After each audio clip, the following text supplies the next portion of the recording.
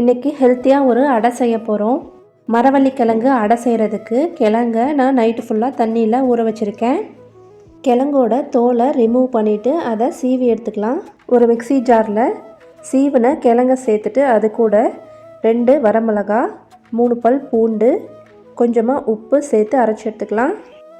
1 cup அளவு தோசை மாவு எடுத்து வச்சுருக்கேன். அது கூட நம்ம அரைச்ச பேஸ்ட்டை சேர்த்துட்டு நறுக்கின பெரிய வெங்காயம், துருவின கேரட், கொஞ்சமாக கொத்தமல்லி தழை சேர்த்து மிக்ஸ் பண்ணி எடுத்துக்கிறேன்.